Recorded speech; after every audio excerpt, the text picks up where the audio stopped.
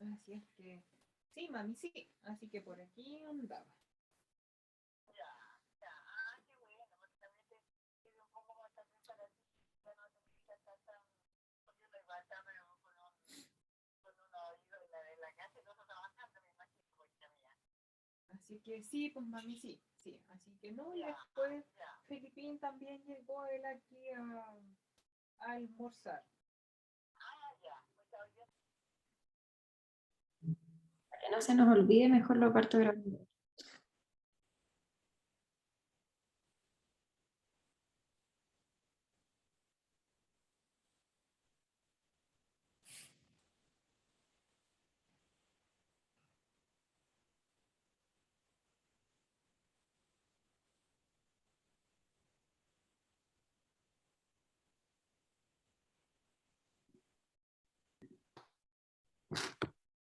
Hola Sebastián.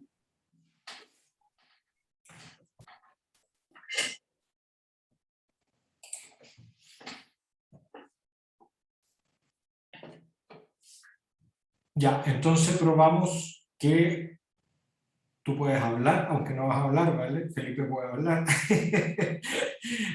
Yo también parece que puedo hablar y la cámara está funcionando. Y el Seba, vi que lo saludaste, pero no lo veo acá. Ahí está, elegantemente.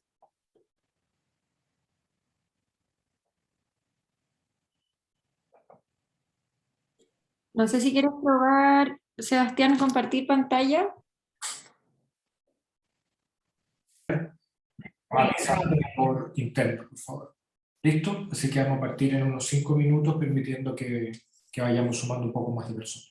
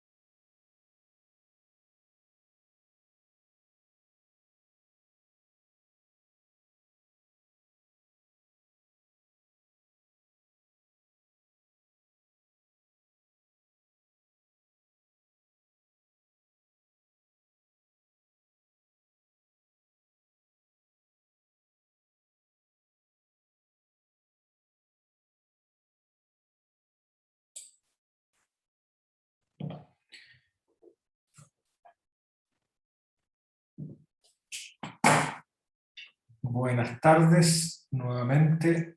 En honor al tiempo y a la puntualidad que siempre hemos tratado de llevar, vamos a ir dando inicio al webinar del día de hoy. Ya se ha ido sumando más personas y a medida que vayan ingresando las vamos a ir permitiendo la entrada.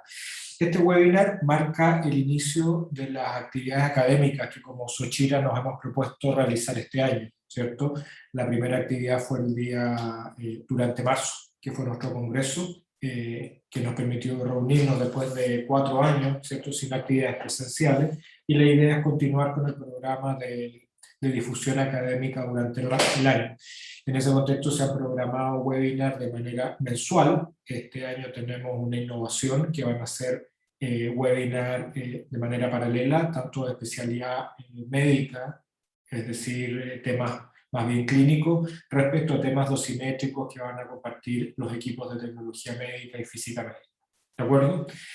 El primer webinar de hoy lo que busca es exponer, ¿cierto?, a los socios nuestros, y también ahí tenemos algunos invitados en la sala, de un tema que ha sido bastante controversial y que es bastante dinámico.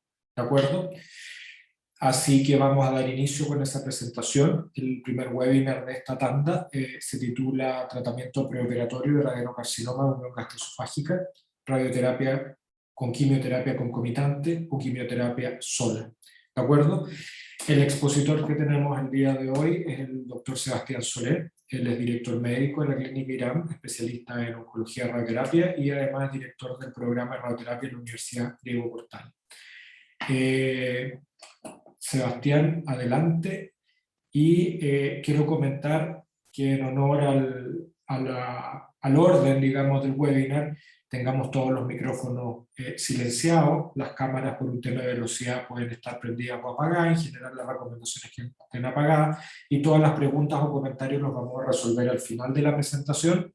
Pueden hacerlo llegar vía WhatsApp los que tengan los contactos de Sebastián, mío, Valentina o Felipe, Lucy, o a través del chat de la presentación. ¿Listo? Adelante, Sebastián. Muchas gracias por la invitación. Gracias por la introducción, Roberto. Bueno, este es un tema que creo que vale la pena discutir porque es de esos temas que creo que no tienen una verdad absoluta, y además están saliendo nuevas publicaciones y van a seguir saliendo, así que probablemente en 1 o 2 años más vamos a tener que volver a reunirnos para hacer el update. Bien, para que entendamos lo que estamos hablando, esta es la clasificación de Sievert, que un poco nos indica cuáles son los tumores de la unión gastroesofágica. Básicamente el tipo 1 son los tumores de los últimos 5 centímetros del esófago. Los tipo 2 es 1 o 2 centímetros sobre o bajo la línea Z. Y la clasificación tipo 3 son desde 2 centímetros hasta 5 centímetros, ya es prácticamente un cáncer gástrico. Y solo para que estemos al día con lo que dice la NCCN, esta es la versión que bajé ayer, que se actualizó recién en febrero, así que está bastante actualizada. Y para que vean que yo no hablo puras tonteras, por lo menos en la NCCN, para este tipo de tumores, ellos ponen varias alternativas, las 2 que están en el postulado de esta reunión, pero ellos ponen como categoría 1 o como alternativa preferida la radioquimioterapia concomitante preoperatoria. Y creo que el objetivo principal de esta charla es indicar por qué es esto, o qué argumentos hay que hacen que en la NCCN prefieran esa opción, si bien la otra también es una alternativa válida, pero pongan como preferida la opción inicial. Y este no es un tema nuevo. Con la doctora Carvajal escribimos una editorial el 2013 en la Revista Chilena de Cirugía. Así que este es un dilema que es antiguo, pero hay nueva información. Y como vamos a ir desarrollando, tenemos que ver si la conclusión es más o menos la misma o no. que hace 9 años. Este es un estudio que no tiene mucha propaganda, mucha difusión. Es un estudio negativo que comparó 2 ramas de quimioterapia, una con bevacizumab y la otra solo con quimioterapia. Y la idea era que la rama con quimioterapia con más bevacizumab era testear si era un mejor tratamiento. Pero creo que lo importante de esto es otra cosa que les voy a mostrar. Primero, es un estudio grande, son más de 1000 pacientes randomizados. Y lo otro interesante es que en este estudio, a diferencia de otros estudios más actualizados, está muy claro la ubicación de cada tumor, y esto está relacionado a los outcomes quirúrgicos. Entonces vemos que en este estudio solamente 1/3 de los pacientes eran cáncer de estómago y el otro 70% eran unión gastroesofágica, ya sea tipo 1, tipo 2, tipo 3 o de frentón esófago bajo. ¿Cuáles son los resultados? Ellos tuvieron resecciones R0 de solo un 60-64% de los pacientes. Lo que nos indica un poquito que estos pacientes esperamos que no van a tener una muy buena sobrevida. Y de hecho, eso es lo que muestra este estudio. Cuando los pacientes tienen una resección R1, que es la curva roja señalada con la flecha, tienen una sobrevida muy, muy por debajo de los pacientes que tienen una resección R0, menos de la mitad de la sobrevida. Y este no es el único estudio que muestra esto, pero sí es un estudio que es grande, es randomizado, hecho en el Reino Unido, es un estudio muy bien hecho, que nos permite zanjar esta hipótesis como definitiva, que los pacientes con resecciones no R0 tienen muy malos resultados. Y lo otro interesante es que como ellos tenían súper bien definido la ubicación de los tumores, relacionaron la posibilidad de obtener resecciones R0 de acuerdo a la ubicación del tumor. Y esto para mí es lo nuevo y lo revelador. Así, en los tumores gástricos, que eran 1/3 de estos pacientes, las resecciones R0 eran en un 87% de los pacientes, pero a medida que iban subiendo las ubicaciones de los tumores a CIBER 3, CIBER 2 o CIBER 1, la posibilidad de resecciones R0 baja. ¿Ah? Así que esto es algo que yo siento que no está muy en el conocimiento en los comités que yo suelo participar. Desde el punto de vista anatómico me parece bien obvio, y para mí es el meollo del asunto. Así que si revisamos la mejor alternativa de quimioterapia como un tratamiento único en estos tumores, esta evidencia viene del estudio FLOT, es la mejor quimioterapia que tenemos. Vemos que casi la mitad de los pacientes, o sea un 44% de los pacientes que ingresaron a este estudio, tienen tumores gástricos, son tumores del estómago, no de la unión gastroesofágica. Entonces, tal vez esa aplicación, en el sentido que estamos hablando, tal vez no es muy aplicable para los tumores específicos de la unión gastroesofágica, que es lo que nos convoca en esta charla. Además, la regresión tumoral fue de un 16%, que es la flecha de arriba. Eso para algunos puede ser harto, para otros poco. Ni siquiera quiero entrar en ese detalle. Y las resecciones R0 son de un 85%. Recordemos que la mitad de los pacientes tienen tumores gástricos.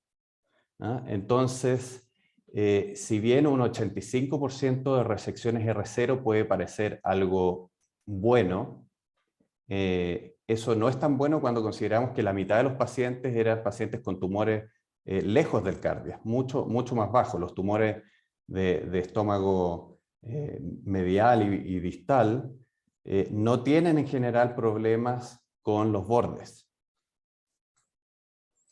Y si revisamos este punto específico con respecto al estudio original de Van Hagen, publicado en 2012, vemos que, contrario al estudio del FLOT, acá todos los pacientes tenían cáncer de esófago o de unión gastroesofágica. Acá no hay cáncer de estómago. O sea, acá realmente están los pacientes que tienen un mayor porcentaje de bordes positivos. Pero, a pesar de eso, con el tratamiento, un 92% de los pacientes logró resección R0. Así que creo que este es un punto crítico y que nadie lo destaca cuando discutimos cada uno de estos pacientes. Además, la respuesta patológica completa en los adenocarcinomas fue de un 23%, que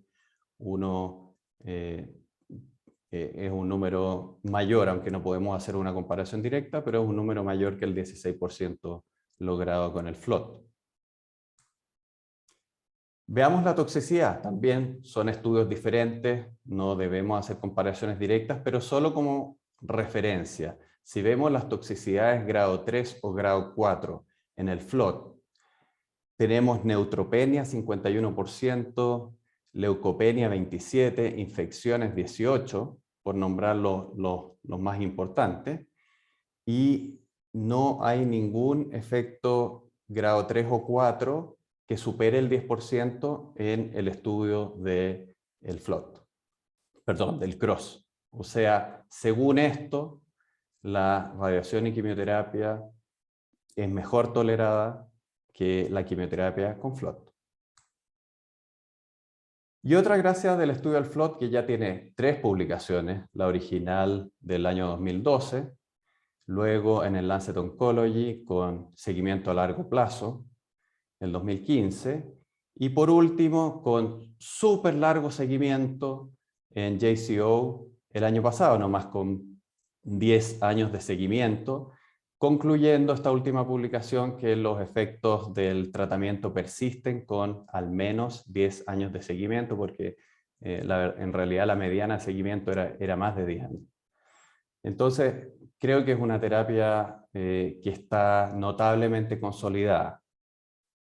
No olvidemos que hay algunos estudios, por ejemplo, el YALT en cáncer de pulmón, adyuvancia en pulmón, que en sus primeras publicaciones mostró un beneficio y ese beneficio con mayor seguimiento se fue perdiendo. ¿Qué es lo nuevo? Esto fue presentado el año pasado, el estudio NeoAX, que es un estudio bien pensado en el sentido que compara los dos tratamientos que estamos hablando, y diría que es la única comparación directa actualizada, porque la comparación antigua era el estudio POET, que todos conocen, pero que ya ha cambiado todo, han cambiado las drogas, han cambiado la radioterapia, era un estudio muy chico además. Así que analicemos este estudio que aplica de lleno para lo que estamos conversando. Una rama fue a quimio, cirugía y más quimioterapia, esa es la rama A. Y la rama B fue a un esquema de radiación y quimioterapia tipo CROSS.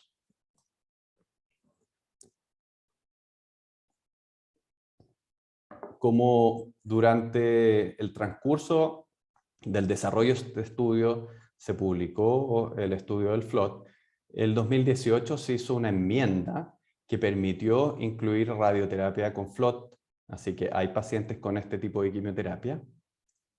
Y acá va una crítica en que en general la radioterapia que se exigía era radioterapia 3D, cosa que está hoy en día totalmente fuera del estándar.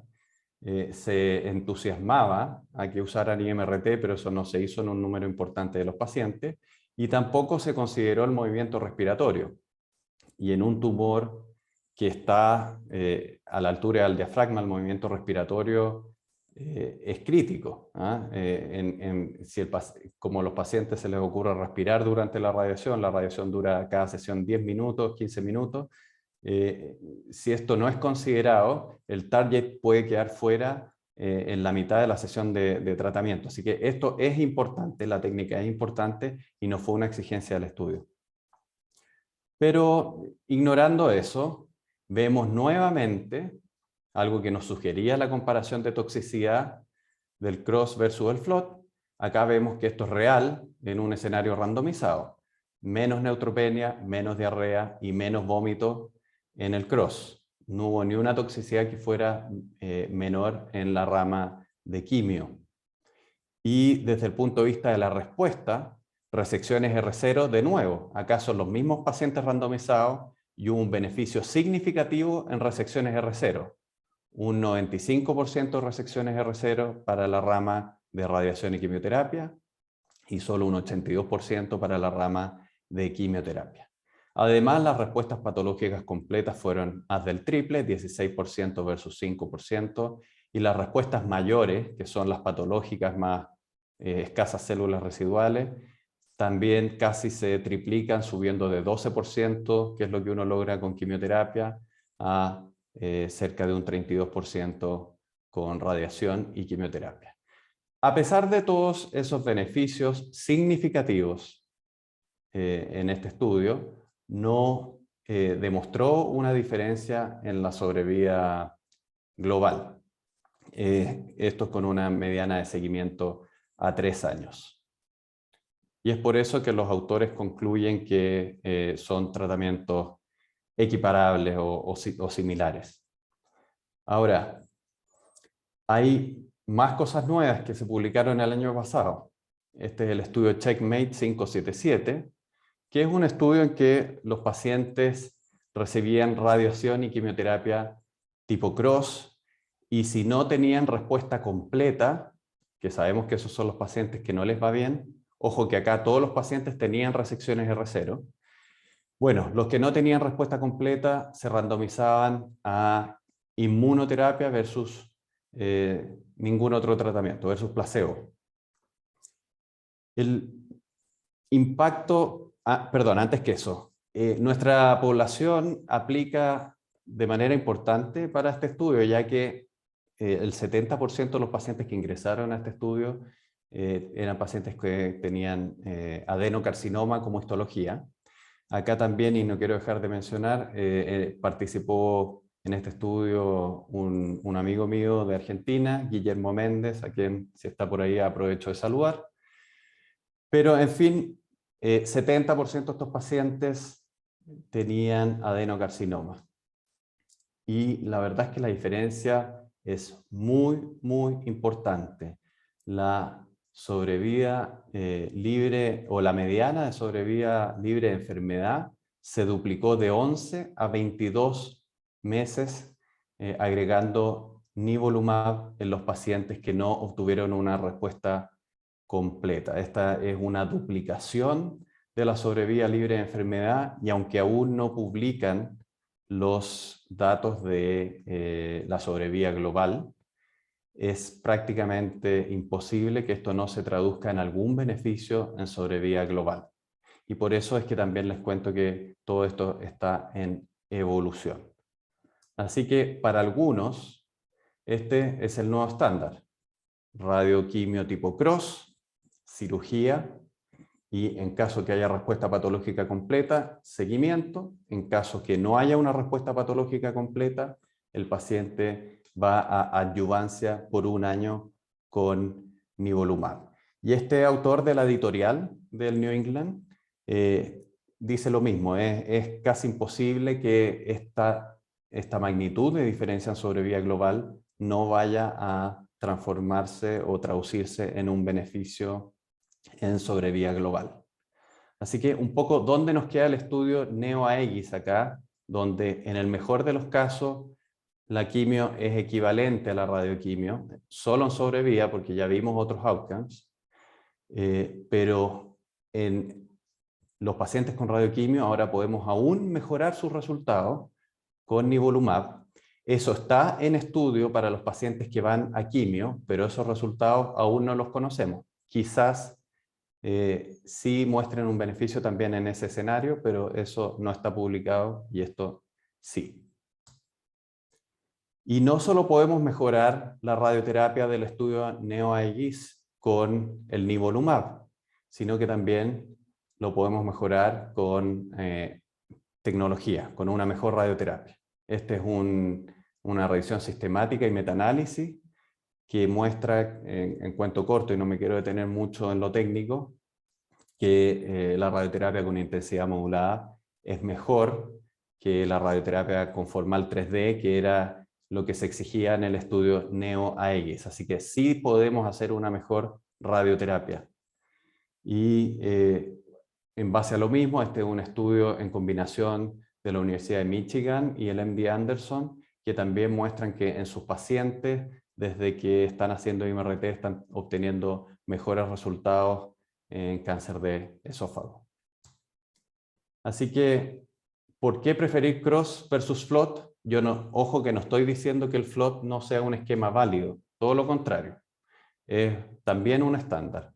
Pero ¿por qué yo prefiero CROSS antes que FLOT? Creo que el estudio CROSS representa mejor a los pacientes que estamos hablando. El estudio FLOT, la mitad de los pacientes eran cáncer gástrico, y ahí quiero ser súper claro, yo soy el más convencido que FLOT es el estándar para cáncer gástrico. Además, el estudio CROSS tiene una mejor R0, tiene una mejor PCR, tiene menos toxicidad. Todo eso, en vez de parece tener mejor, en realidad, si uno compara el NEO-AEGIS, es mejor. Pero como no todos los pacientes del NEO-AEGIS usaron FLOT, prefiero poner de manera cautelosa que parece. Entonces, mejor R0, mejor PCR, menos toxicidad, resultado comprobado con 10 años de seguimiento, y la radioterapia actual estándar en Chile, por lo menos, es IMRT con TAC de simulación 4D, o sea, considerando el movimiento respiratorio, y esto sin duda puede mejorar los resultados. Y CROSS, más importante que eso, o tal vez lo que tiene mayor impacto en los últimos años en cáncer de esófago, porque piensen que el CROSS se publicó el 2012, o sea, llevamos 10 años y nada ha demostrado ser mejor que el CROSS. Así que realmente el avance acá es que al CROSS le podemos agregar nivolumab si es que el paciente no tuvo respuesta completa, y vamos a duplicar su sobrevida libre de enfermedad.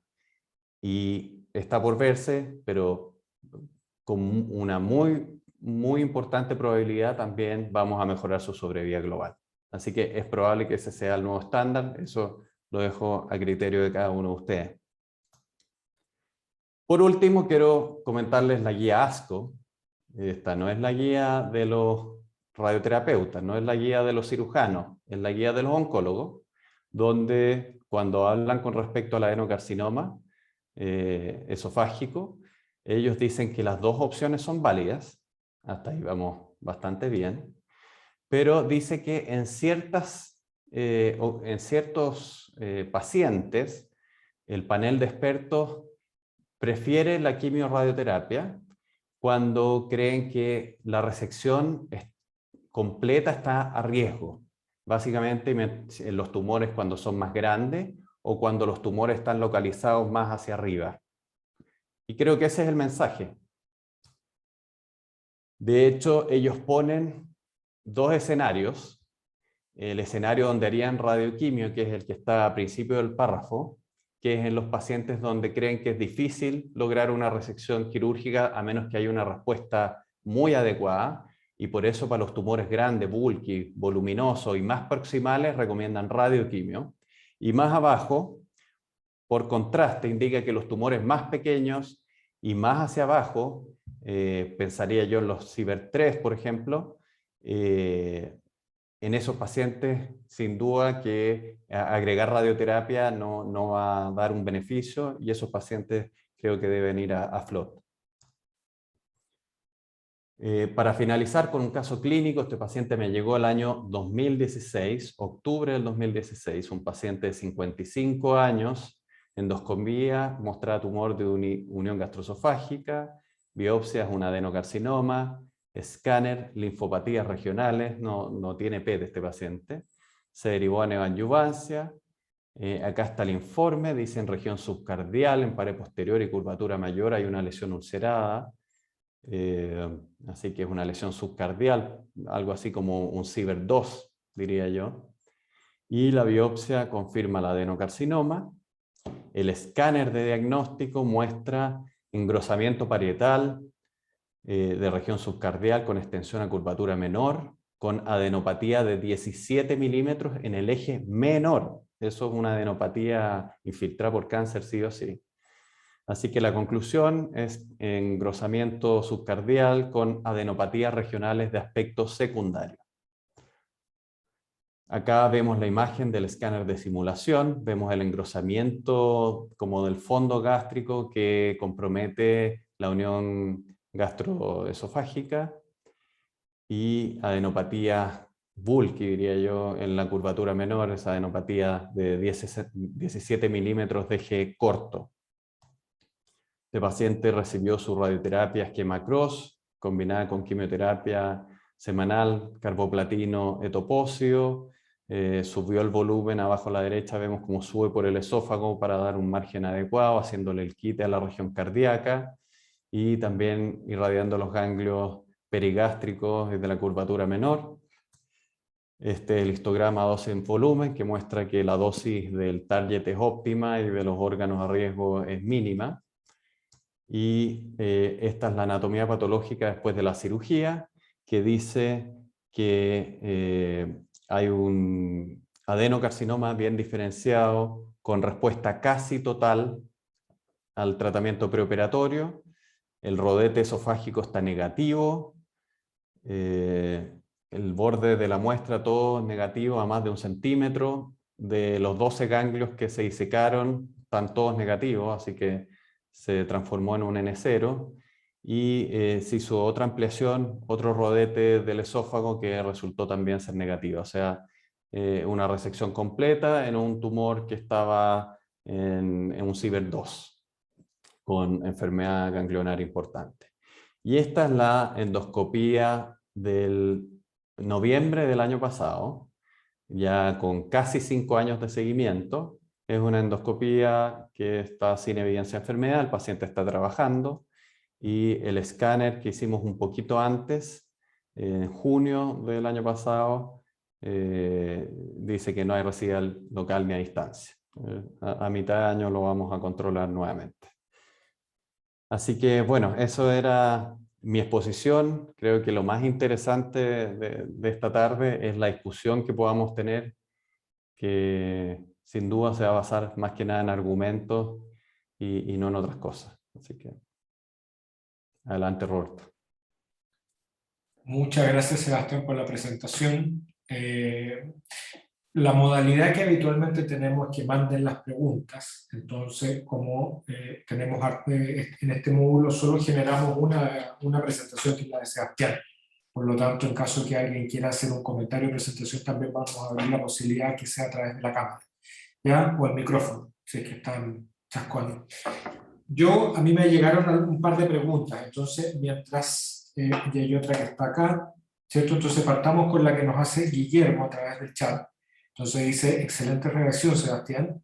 Pregunta, ¿respeta siempre la dosis de Cross, que sería los 41,4, ¿cierto? ¿O vas ajustando de acuerdo a diferencias clínicas? Perfecto, buena pregunta. Mira, esto es re importante discutirlo con el cirujano tratante, y discutirlo bien en el comité oncológico. Si él está comprometido con hacer la cirugía, o sea, un paciente fit, en buenas condiciones, etcétera, sin duda hay que respetar, en mi opinión, la dosis de radioterapia, que es un poco más baja que las dosis que ocupamos en tratamientos definitivos, y probablemente gracias a esta dosis es que en el Cross no hubo una mayor mortalidad ni mayor complicación postoperatoria de la rama que fue a cirugía directa versus la rama que fue a radioquimio. Y yo creo que en parte eso es porque se utilizó una dosis un poquito más baja. Entonces, si el paciente va a ir a cirugía, yo creo que no necesita más dosis tampoco, ¿no? Si el paciente está en duda de si va a ser operable o no, tal vez ahí se justifica dar una dosis full, alrededor de los 50 Gray. De acuerdo. Ya, voy a ir intercalando con otras preguntas que llegaron de manera directa. Acá como a modo de comentario, uno de nuestros escucha nos comenta lo siguiente: el desafío de los cánceres de unión gastroesofágica está en la combinación o superposición entre la información, ¿cierto?, la literatura del cáncer esofágico y el cáncer gástrico. Habría a juicio del presentador, la inclusión de cánceres de unión para el grupo o la evidencia de cáncer gástrico. Es decir, que tú los analogues o los manejes más bien siguiendo protocolos de cáncer gástrico pues sobre una unión formal o un esófago. Esa pregunta quería que me la hicieran, porque precisamente por eso mostré el estudio, el ST03, que es este estudio grande del Reino Unido con más de 1000 pacientes. Eso es crítico, ¿ah? O sea, la ubicación hace toda la diferencia.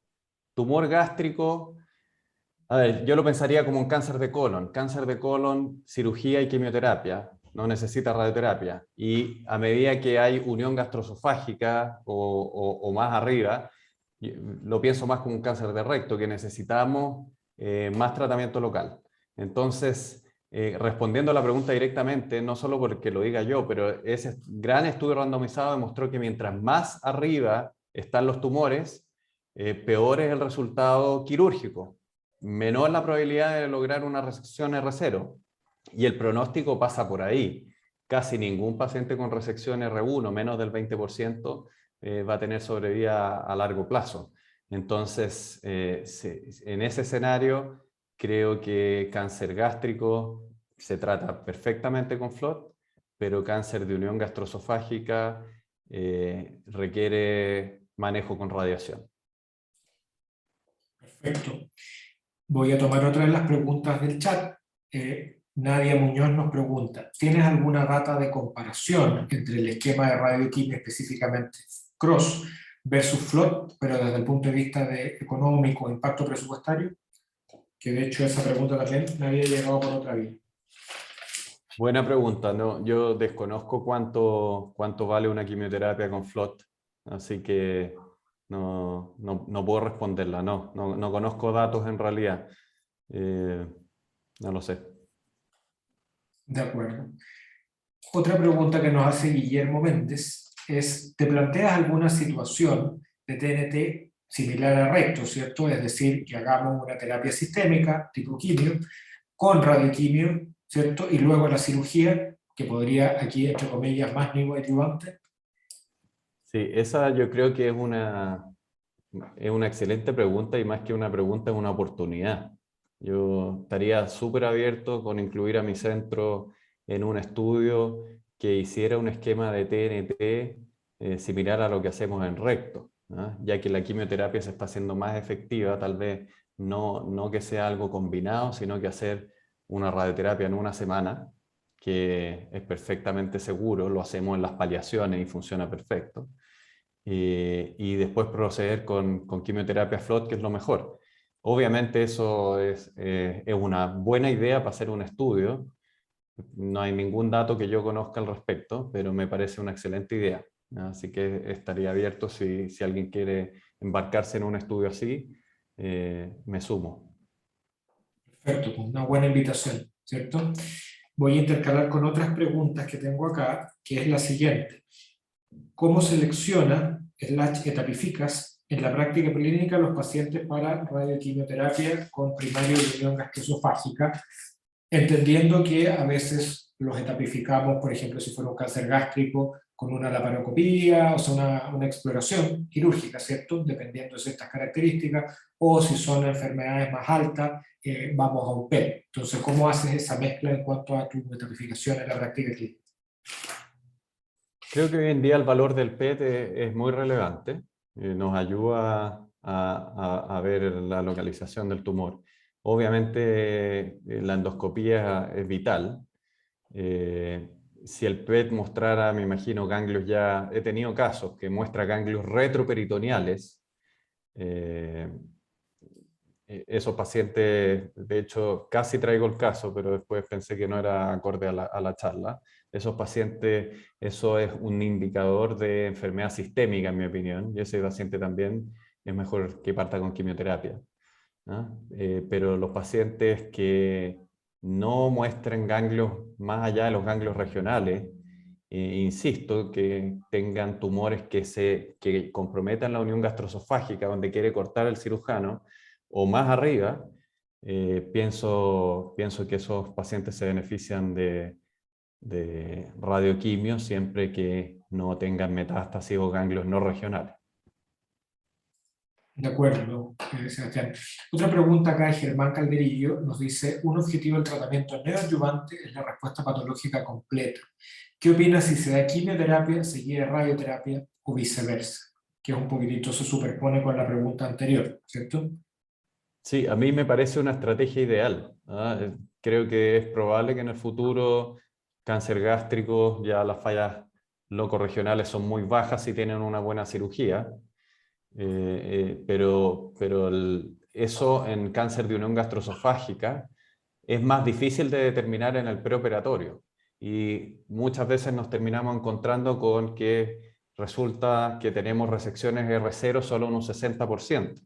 Entonces, como muestra el estudio inglés, yo no estoy inventando los datos.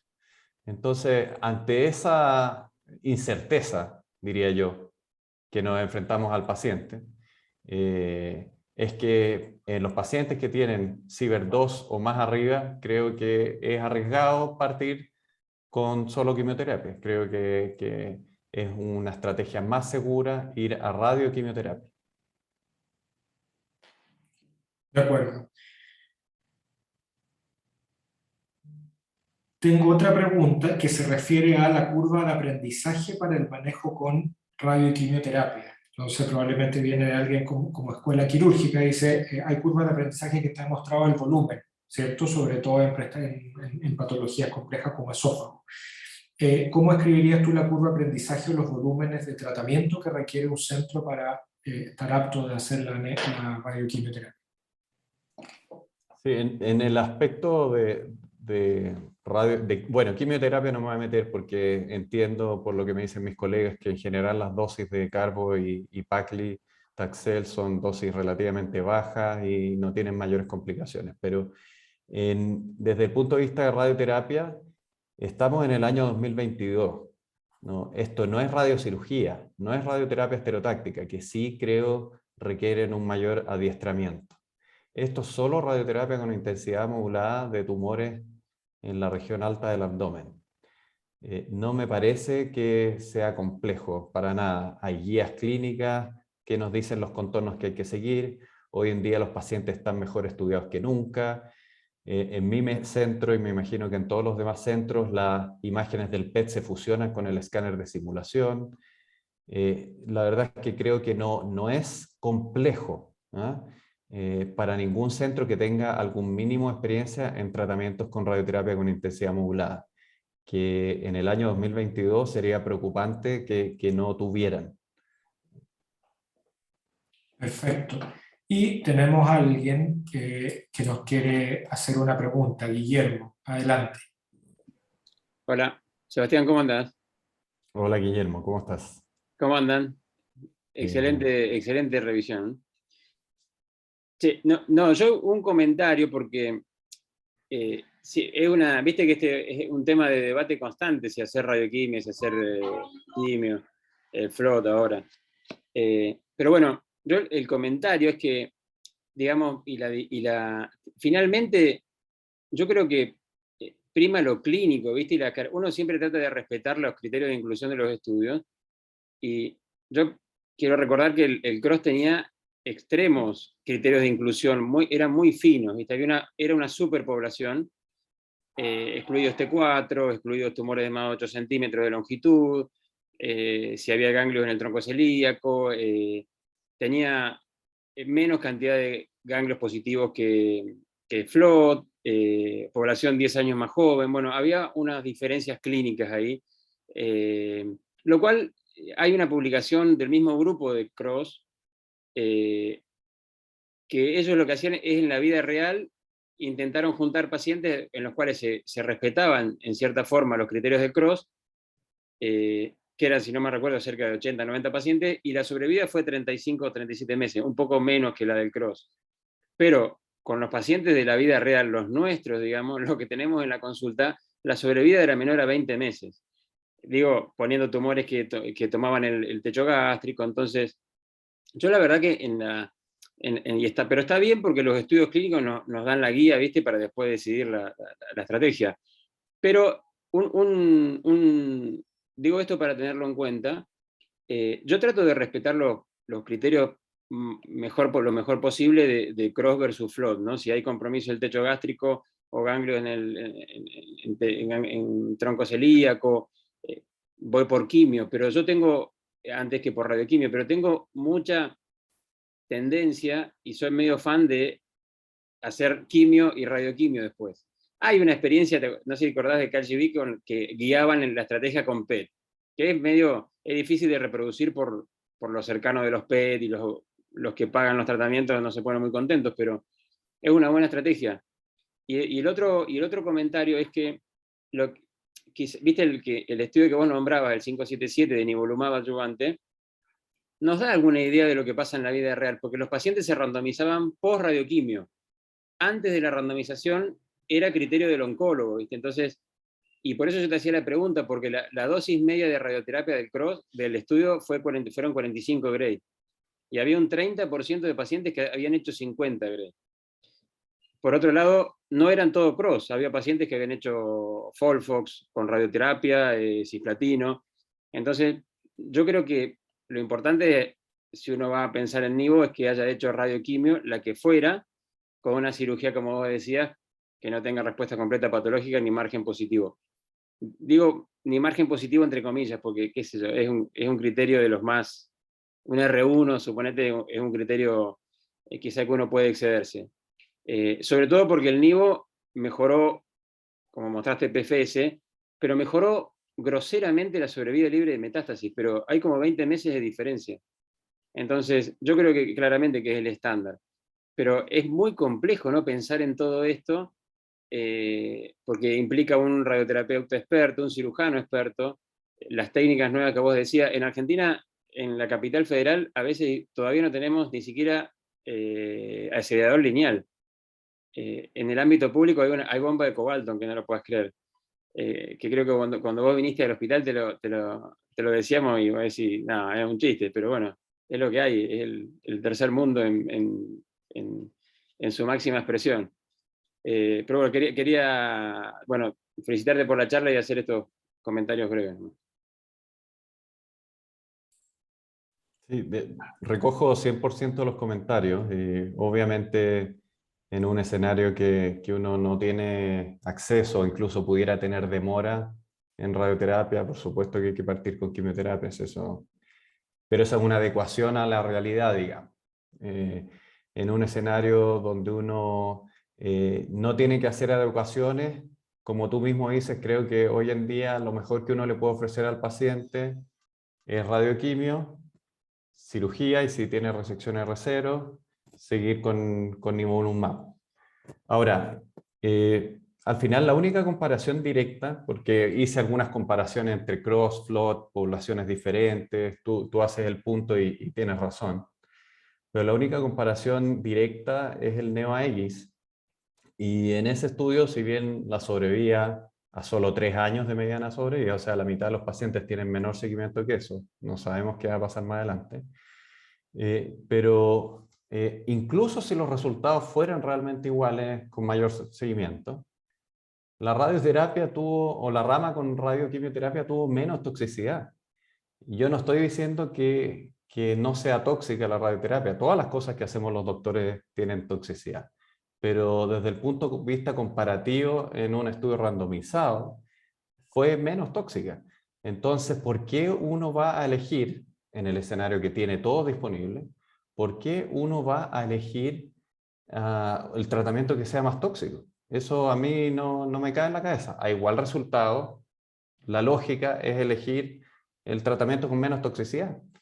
Y el último punto que hiciste es que estoy totalmente de acuerdo contigo. Cuando uno tiene ganglios no regionales, sin duda hay que partir con quimioterapia, porque eso es una enfermedad metastásica. No sé si el TNM hoy en día lo está considerando así, no me he revisado la última versión, pero pero lo considero, ¿no? En la práctica es muy probable que ese paciente tenga micrometástasis, así que sin duda que en esos casos hay que partir con quimioterapia también. No, y un punto además es que, vos decís, el neo-EGI ya quedó viejo, porque Sí. ahora el nuevo estándar es post-radioquimio y cirugía es NIVO, 1 año. Y quizá esa chance de tenés que tener acceso, porque es complejo el acceso, ¿no? Sí. Y estar a duda si es para todo o hay que usar PDL1, bueno, hay algunas cuestiones todavía a resolver. Pero el estudio tiene un beneficio, creo yo, grosero, digamos. Todavía no están maduros los datos de sobrevida, sí van a presentar este año, pero va a continuar con algún seguimiento más prolongado. Pero quizás la chance de tener el NIVO post cirugía y radioquimio te empuja a elegir radioquimio verdaderamente como estrategia. Por lo pronto, y hasta ahora ya hay estudios, y estamos participando en algunos estudios con FLOT, más inmunoterapia perioperatorio. Entonces, el NeoEGIX ya queda viejo, digamos. Entonces, no va a servir para comparar una cosa que ya no es más estándar. Y obviamente que la experiencia que tenemos con FLOT y con CROSS, coincido que es mucho menos tóxico CROSS que FLOT. Esto está a las claras en la práctica. Así que, ¿está todavía ahí? Sí, por acá seguimos, pero parece que Guillermo quedó silenciado. Ahí te tenemos de nuevo, Guillermo. Sí.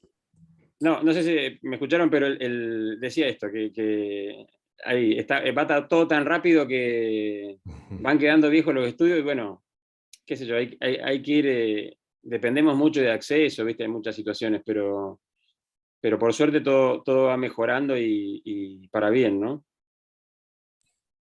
Perfecto, pues, Guillermo. Muchas Al gracias. doctor García por ahí. Exactamente. Ahora le vamos a pasar la palabra al doctor García. Oye, muchas gracias. Voy manejando, pero voy a hacer los comentarios porque realmente me encantó lo que presentaste, Sebastián, pero quizás con un punto de vista un poco más filosófico, ¿eh? Porque hace 10 años atrás esto se trataba con cirugía, exclusivo. Y a veces, ¿no es cierto?, se le daba una quimioterapia y algunas cosas como para mejorar un poco la sobrevida, pero era básicamente cirugía porque no teníamos ninguna de las dos herramientas que tú has mencionado acá y que están saliendo más, por supuesto, y que son tan útiles, ¿no es cierto?, para asegurar una buena sobrevida a los pacientes.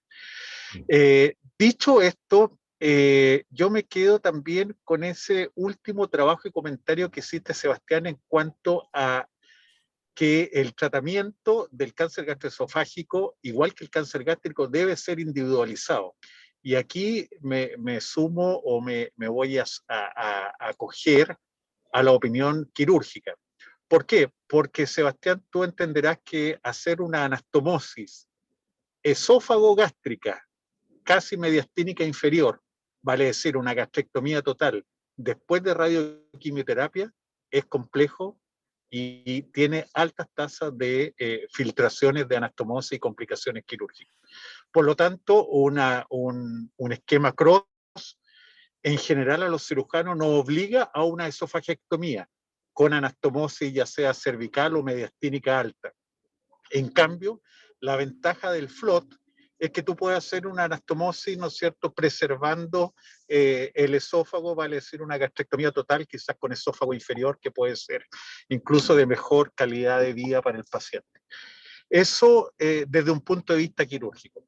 Es un comentario nomás, Sebastián, pero la pregunta que te quiero hacer es cuánto influye, porque tú hablaste de cáncer gastroesofágico general, adenocarcinoma, pero cuánto influyen los subtipos. Por ejemplo, mi opinión, un paciente con un cáncer gastroesofágico y células de anillo de sello es quizás más candidato a CROSS que a FLOT. El lado contrario, un paciente con una lesión pequeña de menos de 3 centímetros, sin ganglios quizás, y lo que uno busca, ¿no es cierto?, es programar una gastrectomía total con esófago inferior, quizás yo le indico un FLOT. Por lo tanto, creo que, no sé, tú lo has dicho ahí, creo que el tratamiento debe ser individualizado en todo sentido, tanto en el sentido de la neoadyuvancia, adyuvancia y la cirugía.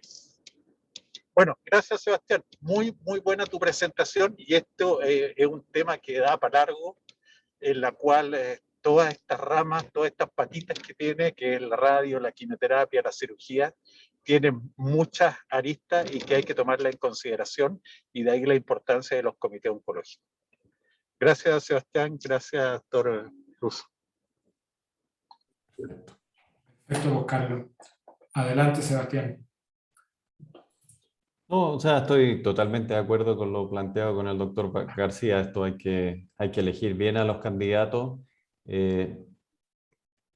Tal vez lo único que podría llegar a diferir es que al menos en los datos de complicaciones operatorias y de mortalidad operatoria, por lo menos lo que presentaron en el CROSS, eran equivalentes a cirugía directa versus la rama con radioquimio. Entonces, por lo menos si uno se adhiere a ese protocolo, con esa dosis de radiación, con esos contornos, con esa quimioterapia, uno no debiera tener mayores complicaciones operatorias que ir a cirugía directa. Ese comentario nomás quería hacer. Y es importante porque también Guillermo comentó que tal vez en algunos pacientes el radioterapeuta se entusiasma y da más dosis, cosa que yo no hago si el paciente va a ir a cirugía, y precisamente pasa lo que hemos comentado, o sea, a más dosis de radioterapia sí va a aumentar la toxicidad del tratamiento y de las complicaciones perioperatorias. Así que es algo que yo no haría. Y lo último que me acabo de recordar, Guillermo también habló de quimio-radioquimio, con referente al estudio del CAL-YIB, de la doctora Goodman y otros autores. No lo quise comentar en honor al tiempo, por un lado, pero por otro lado también las dos ramas iban a radioterapia en los dos lados. Entonces, como acá la cuestión era sí o no agregar radioterapia, preferí dejarlo fuera, pero sí estoy consciente de ese estudio y me parece una estrategia muy interesante, pero no la consideraría estándar hoy en día. Perfecto, pues, Sebastián. Hemos ido completando todas las preguntas, las que llegaron de manera directa, las que teníamos en el chat, las manos levantadas. Así que